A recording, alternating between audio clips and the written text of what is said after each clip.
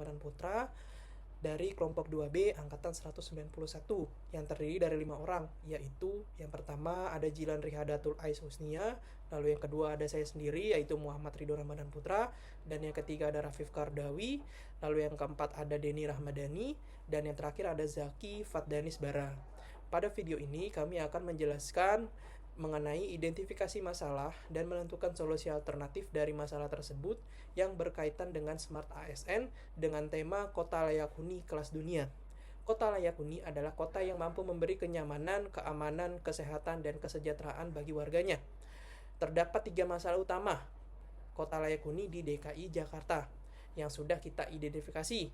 Berikut 3 aspek tersebut. Aspek pertama yaitu aspek lingkungan, di mana pencemaran udara dari banyaknya emisi kendaraan bermotor menyebabkan polusi udara dan akan menyebabkan gangguan pernafasan serta menurunkan kualitas hidup warga Jakarta. Lalu selanjutnya ada pengelolaan sampah dari sumber yang belum optimal dan masih tercemarnya saluran air di Jakarta.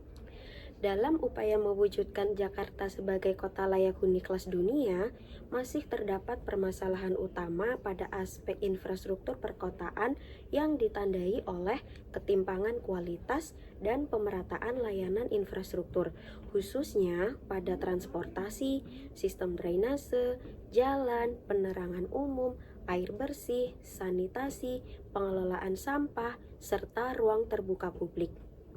Kondisi tersebut diperparah oleh meningkatnya jumlah penduduk, keterbatasan kapasitas infrastruktur existing, serta belum optimalnya integrasi sistem dan pemeliharaan berkelanjutan, sehingga berdampak pada menurunnya kenyamanan, keamanan, kesehatan, dan kualitas hidup masyarakat. Terkait dengan aspek ekonomi, Jakarta sebagai kota layak huni kelas dunia tidak bisa dilepaskan dari aspek ekonominya. Ketersediaan lapangan pekerjaan yang layak dan beragam menjadi faktor utama karena menentukan tingkat kesejahteraan dan daya beli masyarakat.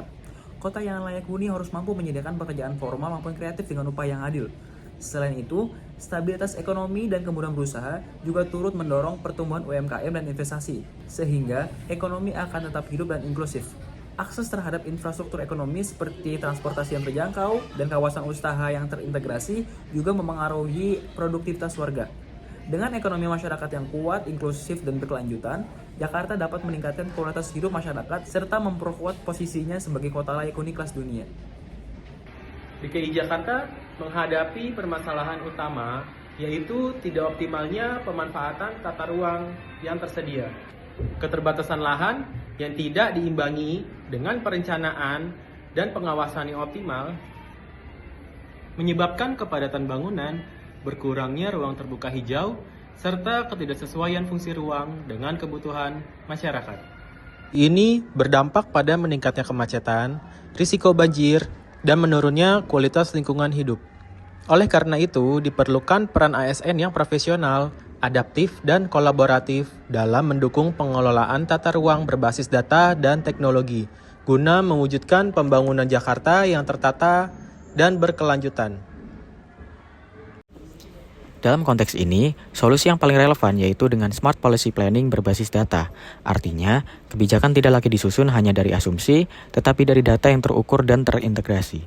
ASN perlu memanfaatkan data kependudukan, data spasial, pola pergerakan masyarakat, serta kondisi infrastruktur untuk menentukan prioritas program. Misalnya, wilayah dengan kepadatan tinggi dan akses transportasi rendah harus menjadi target utama pengembangan layanan. Dengan dashboard data dan sistem informasi terpadu, perencanaan bisa lebih tepat sasaran, anggaran lebih efisien, dan dampak kebijakan bisa diprediksi sejak awal. Disinilah peran manajemen ASN dan Smart ASN penting dengan adanya kompetensi literasi data, mampu membaca peluang kebijakan, dan berani mengambil keputusan berbasis data. Jadi, kebijakan yang dihasilkan bukan hanya reaktif, tetapi strategis dan lebih prediktif, sehingga sumber daya yang terbatas bisa menghasilkan dampak layanan publik yang maksimal.